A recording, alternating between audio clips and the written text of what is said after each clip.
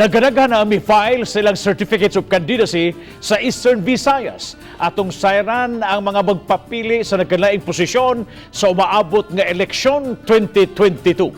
Ano ang report? Ang managsuong Damian ug Emily Mercado miduso sa ilang Certificate of Candidacy pagka-gobernador ug vice-gobernador sa Southern Leyte. Si Damian ang kasamtangang governor sa Southern Leyte.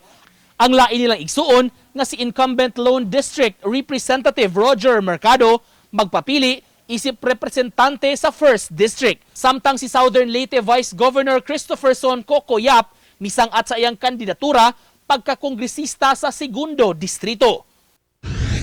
Formal nga biduso sa ilang COC netong Sabado ang grupo ni Mayor Albert Villahermosa sa lungsod sa Hilongos, Leyte ubos sa PDP laban. Si Konsehal Manuel Linlin Villahermosa ang magpapili pagka-mayor.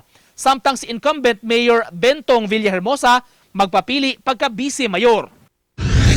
Biduso na sab sa iyang Certificate of Candidacy si kanhi COMELEC Commissioner Gregorio Larazabal. Si Larazabal magpapili pagka-kongresista sa 4th District sa Leyte ug ang iyang ikaatbang si Mayor Richard Gomez nga mudagan sa susamang posisyon.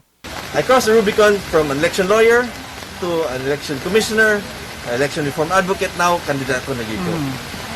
I believe that there are some things, many things I can offer to make things better. Samtang usa ka mag-uuma sa Tacloban City, miduso sa iyang COC pagka-board member ang gibalibaran sa COMELEC. Kinihuman masuta nga ang 54 anyos nga si Expedito Acebo Ayes rehistrado sa 2nd District sa probinsya sa Leyte. Formal na sab nga misangat sa ilang kandidatura ang Team Analiz ni Giwan Eastern Samar Mayor Analiza Gonzales Kwan.